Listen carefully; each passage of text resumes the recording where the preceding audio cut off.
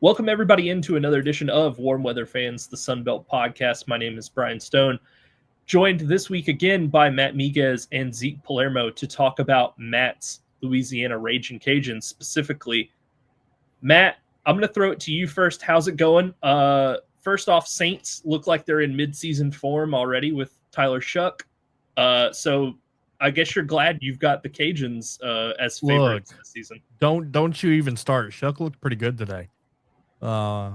He made one really bad decision that kind of cost them 7 points. But other than that, I thought he was efficient. I thought he took care of the football and made some really strong decisions. It's week 1 of the preseason. I'm not here to make season-long judgments after one preseason game where you were missing multiple starters on your offense. So, week 2 in the regular season, if they still look like crap, then we can have a conversation. But, one bad preseason game, I'm not going to say anything. But yes, going back to the Cajuns, there is a lot of hope and a lot of promise in Lafayette about what the Cajuns are going to be able to do this season, coming off of a 10-4 season and an appearance in the Sunbelt Conference Championship game. So excited to get into it. And Zeke, throwing it over to you. How's it going? It's going pretty good. We're high school football is about to start where I am. First games of this upcoming Friday. As everyone listens to this episode, it will be this upcoming Friday as well. So pretty pumped for that. That starts a really busy fall for me with a lot of unfree weekends, but I'm looking forward to it. Also, really quick before we jump into the Cajuns, just a programming note. We do realize that we're doing our last 2 previews. Oh, and there is a week before the season begins. So the idea is this week we're doing Louisiana and Marshall, and then next week the interview that I did with Phil Steele will come out on the 19th, and then that Friday we will put together and do our all names team episode to give you 2 episodes of that week. And then the week after, we'll just have the one where we preview week 1, and then we'll kind of have a normal release schedule from there. But Matt, let's start off with your Cajuns. So let's do a little bit of a recap of last year. Very good season in the West. Went 10-2. Now I know the way that you guys went out in the Sunbelt title game was about as unideal as it gets. I mean, to have your first string quarterback already hurt with a collarbone injury and have your backup come in and then immediately basically get hurt, and basically the game is over at that point, and you're just sitting there watching your team basically get bled out for 4 quarters. It's not fun. I totally recognize that. I will say, tease for the Phil Steele episode, he was very high on the Cajuns this year and has pretty high expectations for them. So what is the overall sentiment from last season after we now have wrapped that up and heading into 25?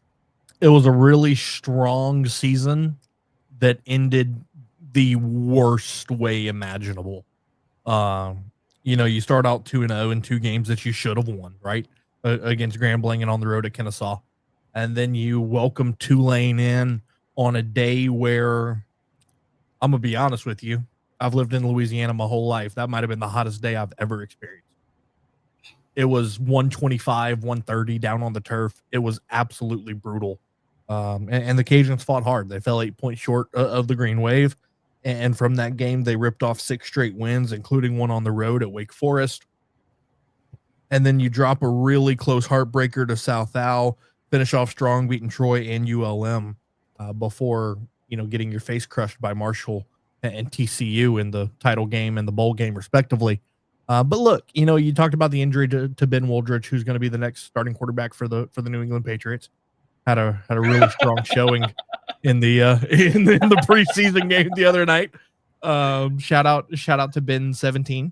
We used to call him Ben 10 in Lafayette, but anyways, you can't wear that in New England. But go ahead. No, yeah, kind of a no-no. But anyways, like I said, a really strong season. that like you said, it ended really poorly. They've got a lot of critical pieces from that team returning. I know there's only 3 starters back on offense, but you got to add a lot of guys last year that got experience that are going to be starting this year. So I really like where they're at. I like the expectations that are set. Their schedule's really favorable. We'll dive into that a little bit deeper as we get through it. But yeah, I agree with Phil. I think the expectations should be sky high for this team.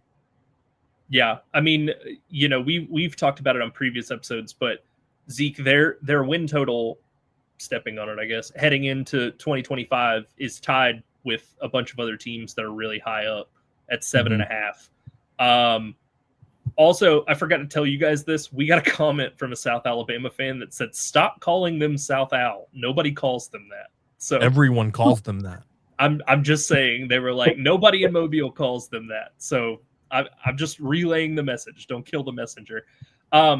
Zeke, what was your overall kind of sentiment as last season wrapped up, and then what you kind of expect high level coming into this season for them? Yeah, I mean, the quarterback injuries obviously soured the end of the season, as Matt said, and that leaves a really bad taste in your mouth from an outside perspective throughout the entire offseason, because your lasting impression of the team is not the impressive wins that they had. It wasn't the stomping of Arkansas State or the stomping of Troy that stands out.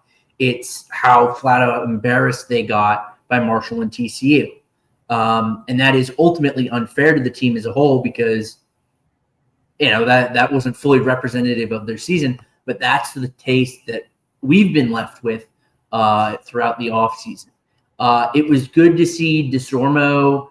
I would say, I mean, I wouldn't say this. It was, for a fact, his most successful season since taking over for Billy Napier. And it was the first time since Napier's departure that we saw the Cajuns really look like the Cajuns that they were in like the early 2020s, leading into the early 2010s. So I think there's a lot to be optimistic about. Like Matt said, I know we like to dunk on Matt a lot for being a homer, but he's got reason to be optimistic. There are a lot of critical missing pieces: quarterback, wide receiver, defensively, a lot of really critical positions that are missing, but they filled the gaps. Or late last season, we saw guys begin to fill those gaps really, really well. And I think Louisiana stands in the preseason as the favorite in the West.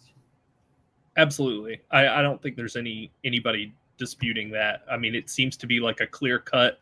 Louisiana's up here, and then it's kind of like, where does everybody else fall on the spectrum of the West? And so, it really does kind of put the emphasis on Louisiana to go out and kind of do basically the same thing they did last year, which is, run through most of the conference, if not all of it, and just kind of, again, hope all your quarterbacks, or the playable quarterbacks, are healthy heading into the presumed conference title game.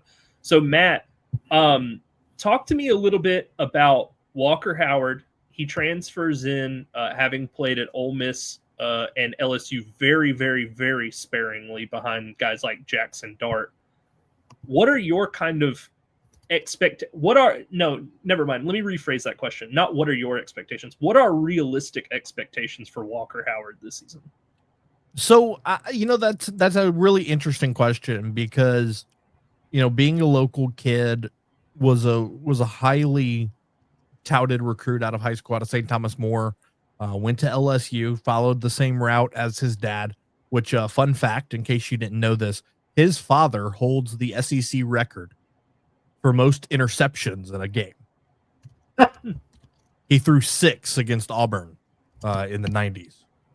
So, fun fact there. But anyways, Walker goes to LSU, sits behind, some great quarterbacks in Jaden Daniels and Garrett Nussmeier, never really sees the field, and, decided to transfer to Ole Miss, where, he was presented, or it was believed that he was presented the opportunity to compete for the job with Jackson Dart.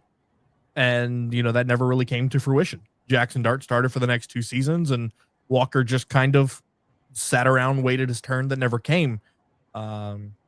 And so again, back to the transfer portal, looking for an opportunity, and decides to come back to Lafayette. And I've heard from multiple people in large part because of the fact that he was homesick. He enjoyed his time in Oxford and Baton Rouge, but it wasn't home. He wasn't 5 minutes away from his parents or whatever it might be. He wanted to come back home. And so he wanted to come back home. He found a good opportunity here with the Cajuns. Realistic expectations on the field in year one. I just want him to, how do I want to put this? Be comfortable, right? This is the first time that he's going to start every game of a college football season. I want him to get comfortable being that guy, right? If he can throw for 2,500 yards and 20 something touchdowns in the process, fantastic. But look, get comfortable, lead this team the right way. And, if that happens with the skill players that he has in the offensive line that he's going to have protecting him, I think good things can happen for this Cajuns offense. So I have a quick question, Matt, just to follow up. Yeah. I have done no high school scouting on Walker Howard. I have not watched any of his, 2 starts at Ole Miss last year, or 2 games he had participated in at Ole Miss. Does he profile as more of a dual threat guy, or is he just strictly kind of a pocket passer? No, he's a dual threat guy. Okay. He's got a rocket of an arm, and he's athletic enough to break away from the pocket and take off with his feet if he needs to. Again, highly touted out of high school, had offers to Notre Dame, LSU, several high profile programs before ultimately deciding to follow in his dad's footsteps and go to LSU. But no, he does both really well. His arm strength is his calling card. That is his forte, but he does have the athletic ability to break away if need be. So Zeke, I do have a question for you that does not directly relate to Walker Howard, but before we transition away from the quarterbacks, Matt, it is interesting to me that 2 of the quarterbacks on this roster are apparently the founder of OpenAI, Sam Altman. So that's good. You got some real financial boosting backing there. And then a guy named Lunch Winfield. Yeah, Delanye. Who sounds like a goon in Batman.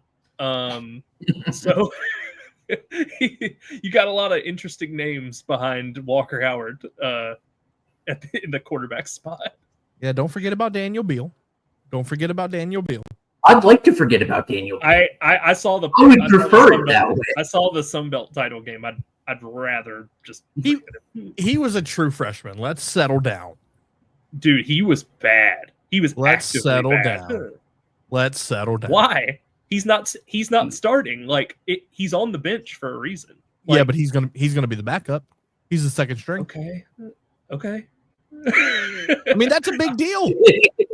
Have you seen how many quarterback injuries this team has had over the last couple of years? Yeah, but who's to say that someone doesn't land on his collarbone and then you're starting a guy named Lunch? Well, and why are we knocking Lunch? Lunch is fantastic. Best meal of the day. Second because he couldn't beat Daniel Beal out for the backup job. Well, there was some off the field issues last year. Okay. There were some issues off the field. But anyways, this is going way deeper than I ever thought it would. I was just making a crack on the names. Yeah, don't do that though. Lunch got to eat. He should be a lineman. He should be a lineman. He's not big enough to be a lineman. I know he's not. But let's move on. All right. So Zeke, I want to ask you this. So you've got Zylan Perry coming back as the main running back, who I expect, Matt, you nod your head yes or no. He's going to split time with Bill Davis at running back. Okay. Zeke, do you think from a coaching perspective, considering that Walker Howard has played very little college football, that it would be smarter to do kind of what Matt said and limit the amount of kind of attempts that Howard has, get him kind of ingratiated among the team, on the field, and then also as a college football player, and really just run the heck out of the football with Bill Davis and Zylan Perry? You'd hope so. Matt, I don't know the offensive coordinator situation, but over the past 2 years, Louisiana's passed the ball about 65% of the time over the past 2 seasons. So you'd be hard-pressed to imagine that shifts really too much. Dipping below 60 even feels like it would be a stretch just looking at the trend of this regime. And even under Billy Napier, this was a very pass-heavy team split-wise. So I think Walker Howard walks into a really good situation with those are 2 starting caliber running backs in Bill Davis and Zylan Perry. Both were exceptional, both incredibly efficient. You've got Draylon. No, Draylon Washington is not back, is he, Matt? I was going to say, because that was a third guy that last year was really, really impressive as well. But you've got 2 guys there in Perry and Davis who can take just so much pressure off of him. Neither do a ton in the receiving game, as I recall. Louisiana doesn't really lean on those guys a lot. And so, it'll be interesting to see what they'll offer Howard in terms of checkdowns or protections in that sense. But this is a really good situation skill-wise for a guy who, despite the pedigree and despite having played at bigger, more prestigious schools, is really only now getting his feet wet. Perry did have, according to Phil Steele, sometimes the numbers are a little off. Perry did have 423 yards receiving last year. So if Walker Howard, that's what it says. It says 423 rec last year. That could be wrong. Again, I'm just citing his numbers. Yeah, that's not right at all. Yeah, I was like, the more I was saying it, I was like, that doesn't seem It's right. All right. It's a big book.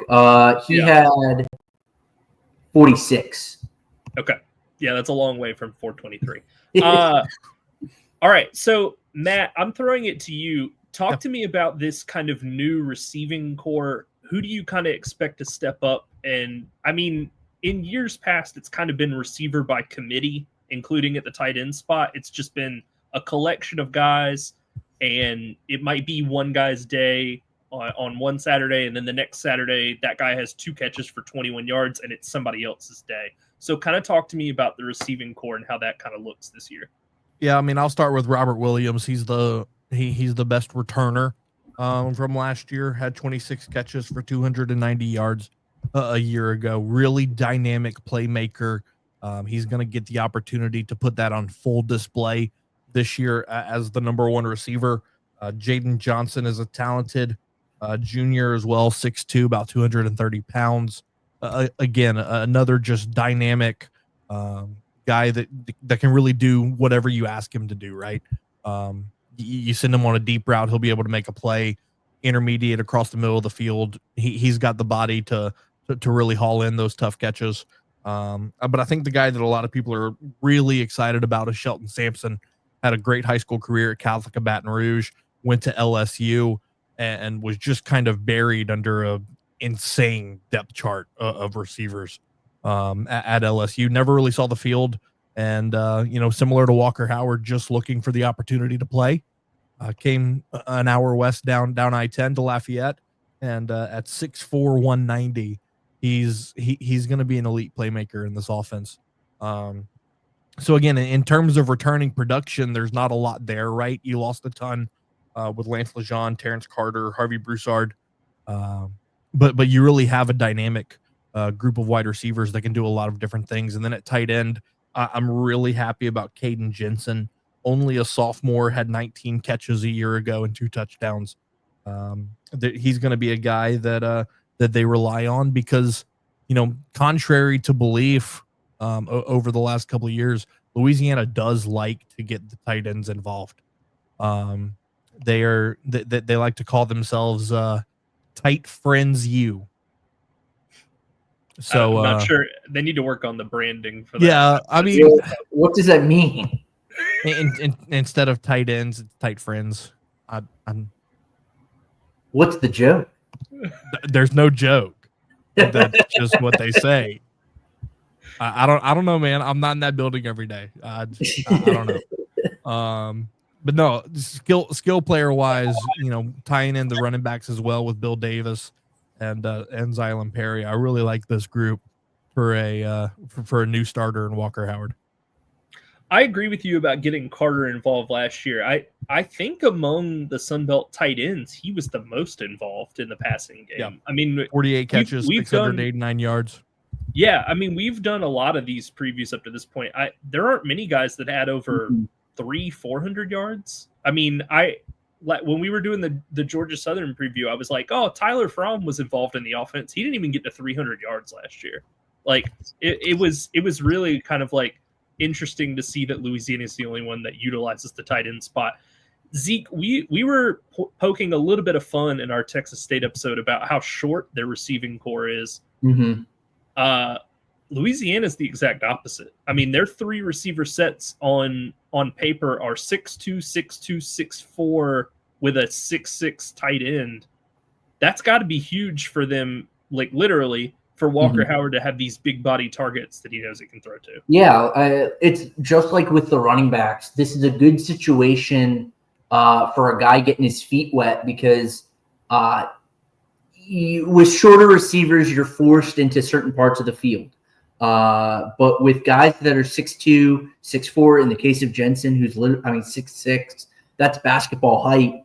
And as Matt said, this guy's biggest asset right now is his arm strength.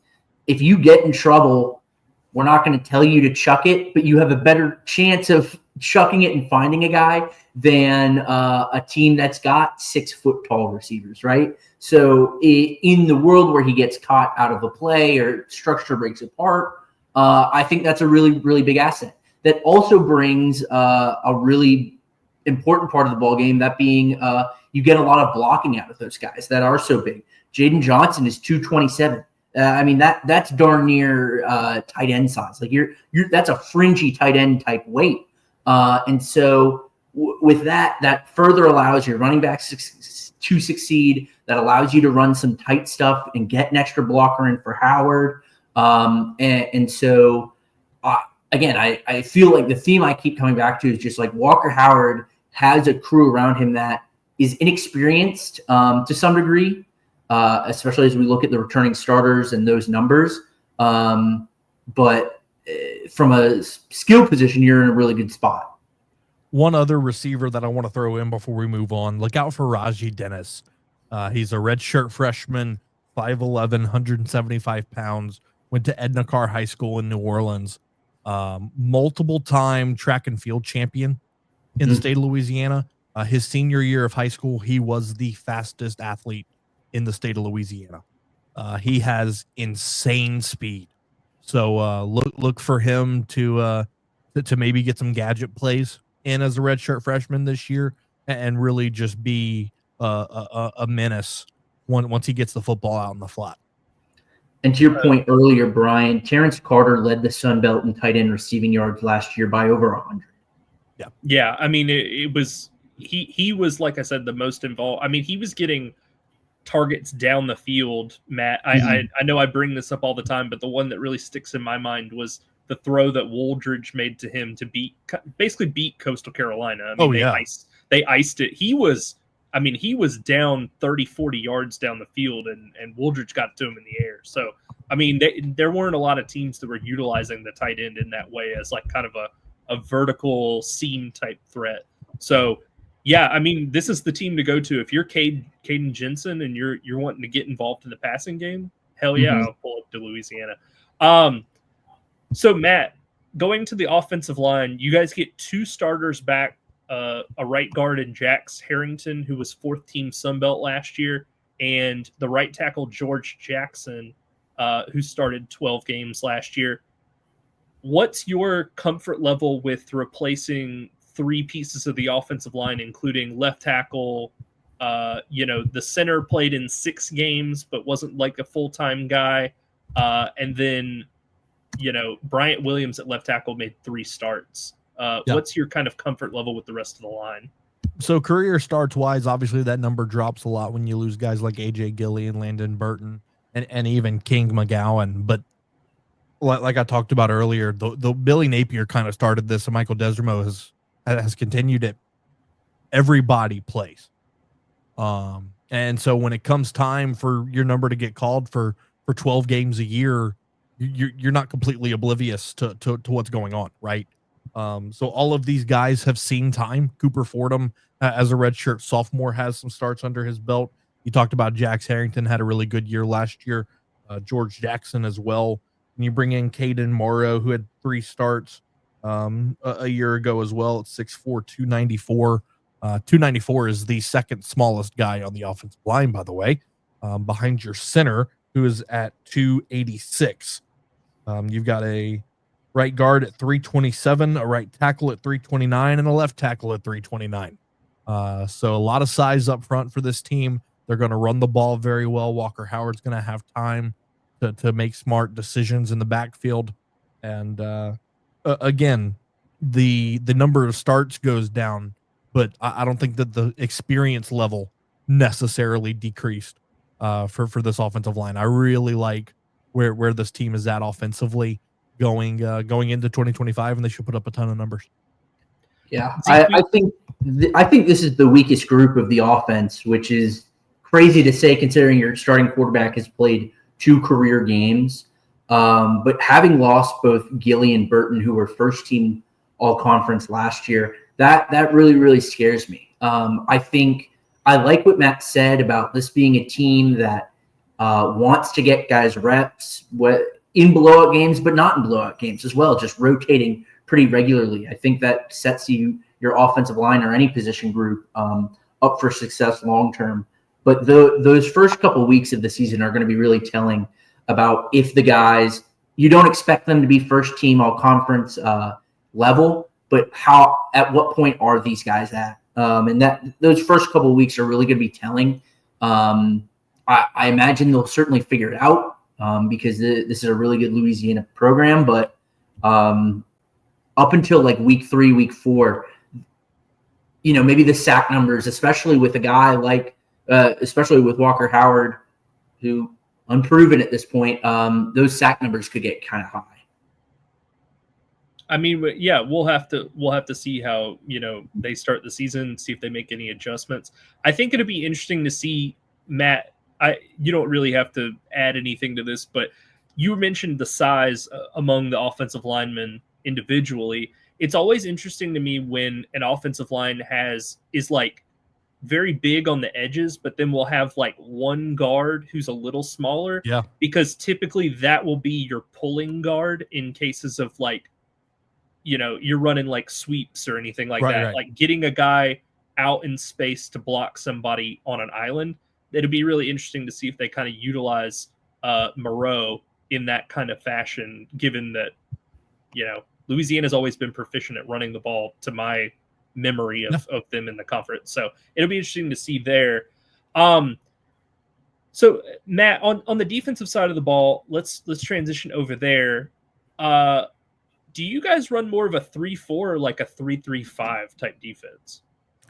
So it really, on paper, it kind of looks 3-4. But more times than not, lining it up, it's a 4-3. Because Cam Whitfield really plays as kind of a stand-up rusher, right? He had 6 sacks a year ago, at 6'3", 250 pounds. Chase Edwards, look, I gotta brag on Chase Edwards a little bit. He is a sophomore, only had 1 sack last year in 12 games as a redshirt freshman. But when he arrived on campus 2 years ago, he was 225. He's now 300. So that work ethic to get to the size of a D1 defensive tackle has been really impressive to see. I'm really excited to see him get the opportunity to let it all hang out and play at full force this year. Kadarius Miller and Jordan Lawson both had great years a year ago. Jordan Lawson, second team All Sun Belt a year ago. And then at the linebacker spot, you got Terrence Williams, a running back conversion. Played a lot of linebacker in high school. and they were able to make the switch with him. Jaden Duggar's a good transfer from Pitt. Came in last year with 3 tackles for a loss. I really like this group. I know I haven't said a ton of negative things so far about this team, but there really is a lot to like at every level. They bring back experience. They have youth as well. Jim Salgado was his first year as defensive coordinator a year ago. I thought they did a bunch of nice things as a defensive unit last year, and hopefully that it can continue to grow in 2025. Zeke, defensively, we Matt just kind of went over the front 7. Yeah. Are you going to save your concern for the defensive side of the ball for the secondary, or do you have concerns among the front 7? It's definitely in the backs, the secondary. You're losing some really good guys. Casey Asai, although he I guess he's front 7, but he's back 7 as well as a linebacker. That's obviously a huge loss. Being the only defensive player to make all conference first team last year. There are a couple guys. Tyree Skipper is one who last year was all conference second team and missed the back half of the year with injury. But this is a relatively unproven group. You're looking at a cornerback that played at Richmond last year. You're looking at a corner with 11 tackles last year. You're looking at a safety opposite Skipper and Jalen Clark, who had 14 tackles last year. So it's a pretty fresh group. I trust Matt's intuition in that these guys have reps and that these are not necessarily unproven, just not yet had the chance type guys. But of the group, of the defensive side, it's that back 7 as opposed to the front 7 that really gives me concern. I don't know how you're going to replace Casey Asai. I thought he was excellent. You really can't. He had 115 tackles last year. I mean, the guy was just a vacuum at times.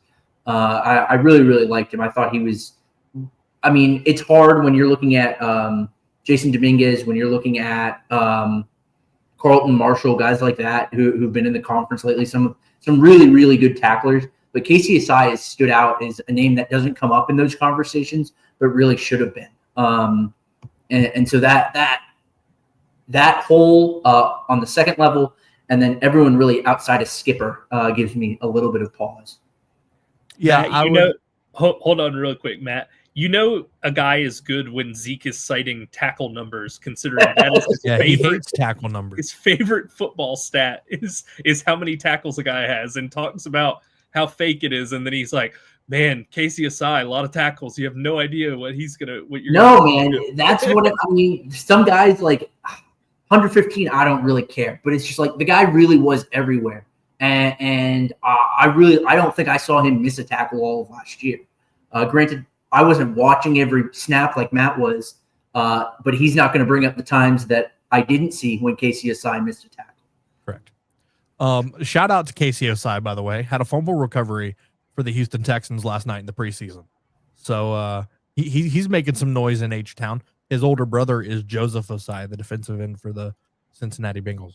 But anyways, moving along from that. Yeah, I agree with you. I think that back 7 is a little concerning just because of how much you lost. You brought up Casey Osai. You lost Tyrone Lewis Jr. You lost Keon Martin at cornerback, who was just really dynamic. Trey Tomlinson has some nice numbers from his time at Richmond, but again, haven't really watched a lot of Richmond Spiders football. I'm just going to be honest with you. So I don't really know what he brings to the table. I like Lorenzel Dubose. He's waited his turn in this program. He's finally going to get an opportunity to see the field. Tyree Skipper had 4 picks last year. And they list Jalen Clark as the starter at free safety. I like Jalen Clark's game, but Cody Jackson's going to get a lot of touches in that defensive backfield as well. Had 3 picks last year. A really strong player at 6 foot 195 as only a sophomore. So keep an eye on him to get some rotational time for this Cajun secondary. Matt, you said you didn't watch a lot of Richmond football last year.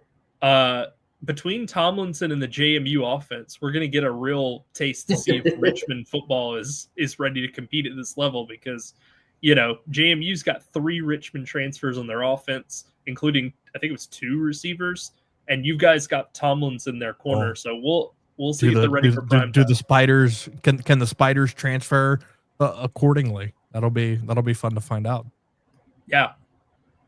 All right, so let's go ahead and move off of the roster and get into scheduling. Man, skip special teams entirely. Well, Almendaris isn't there anymore. Yeah, I know, it's incredibly disappointing. I hate it. Phil still had the special teams as the number 2 group in the country last year. I mean, when you have the Lou Groza Award winner, that kind of helps. But who did he catch on with in the pros? I saw his name one day, but I can't remember who he was playing for. Anyway, so while you look that up, we'll move on to the Niners. Okay, that's a tough team to catch on with. They got a kicker they drafted in the 3rd round ahead of them. All right, so let's transition to the schedule here. It sets up really nice for the Cajuns. To me, there seems to be 3 games on this schedule that I think might give you some issues. And the 3 that I'm talking about are obviously at Missouri, September 13th. Now, to Matt's team's credit, they have been known to beat a Power 5 team or 2 with Wake Forest last year.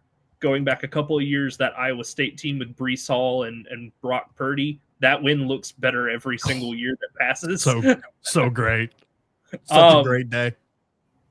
But okay, so Missouri is game 1 that gives me pause, obviously. Yeah.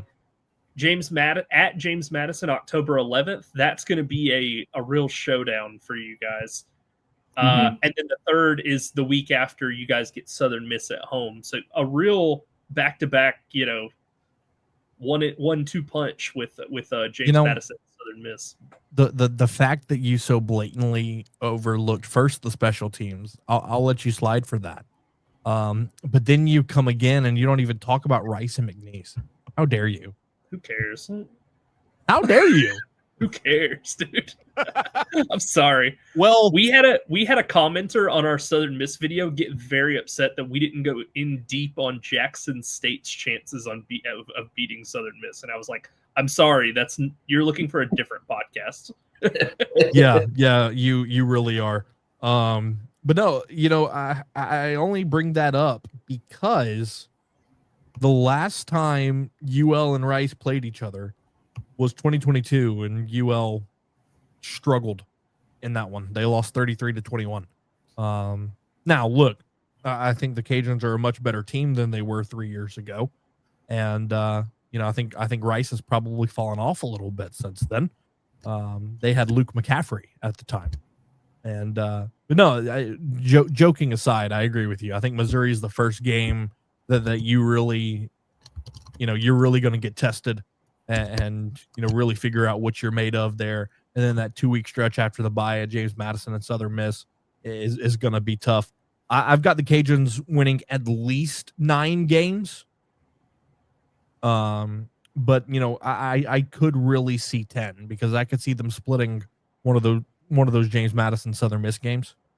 And then running the table the rest of the way. So I've actually got them going, floor. Let's be realistic and say 8-4.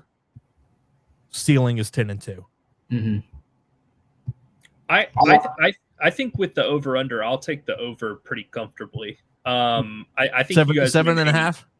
Yeah.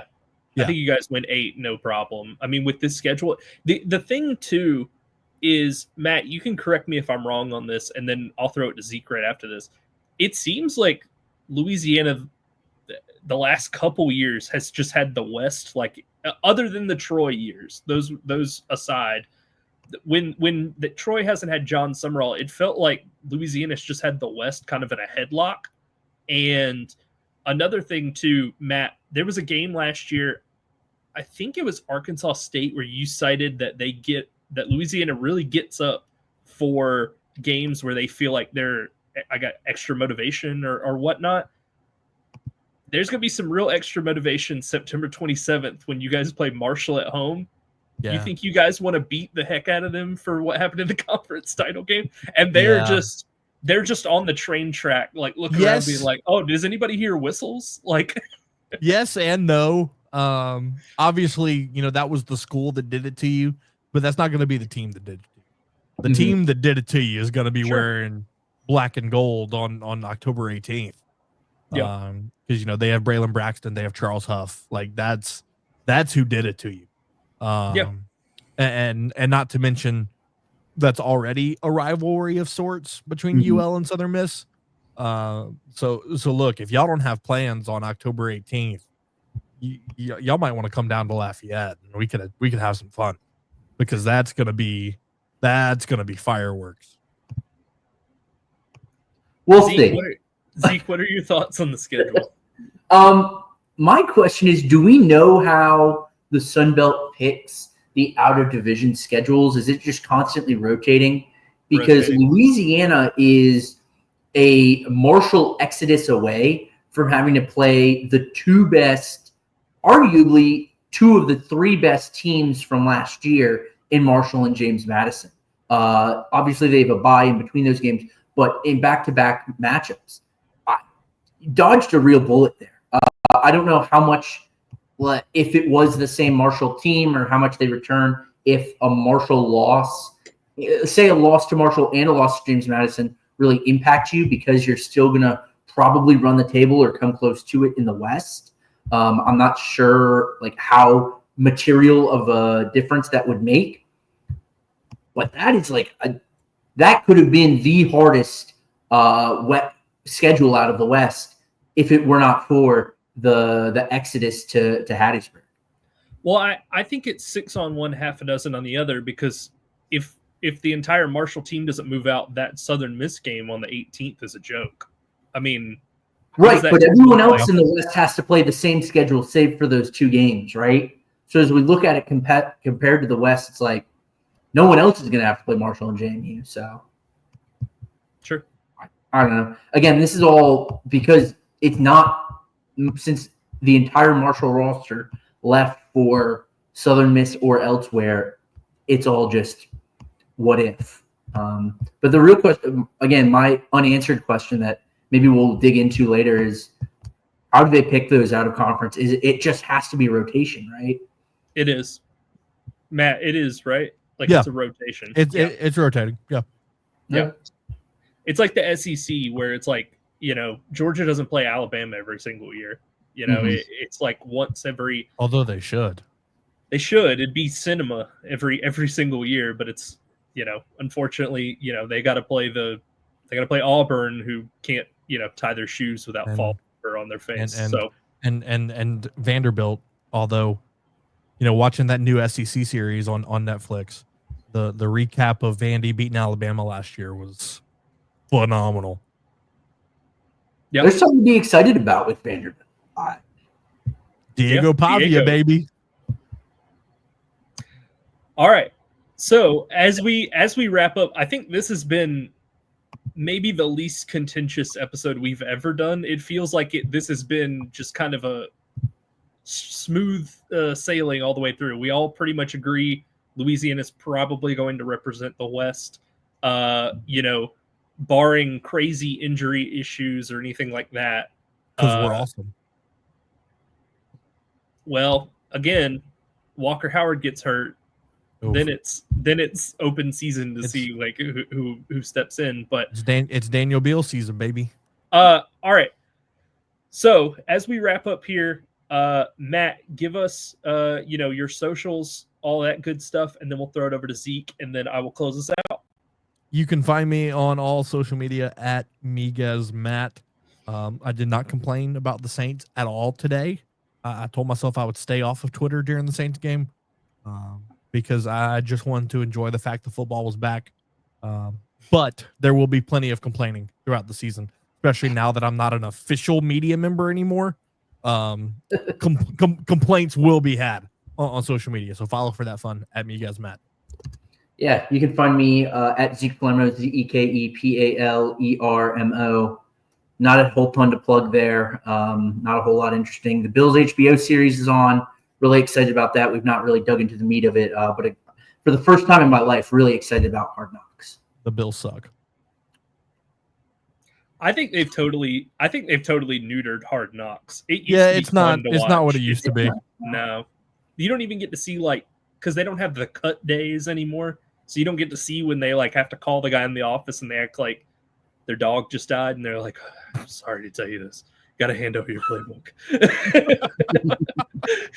And then it's back your helmet. Yeah, it's like a guy from a D3 college, Northwestern State, is like, dang it, I really thought I was going to make the Bills roster. It's like, all right, buddy, you're the 13th receiver. Okay. Of course you did. Yeah, that's of course. That's all cute. Right. As always, you can email the show, warmweatherfans@gmail.com. You can tweet at us, warmweatherfans, on X. You can catch me on X at Watch the Stone. Next week we will be back with the Phil Steele interview and the All Names team. More of a fun episode, less kind of structured, just kind of us kicking around ideas and things like that. This has been the Warm Weather Fans Sunbelt Podcast.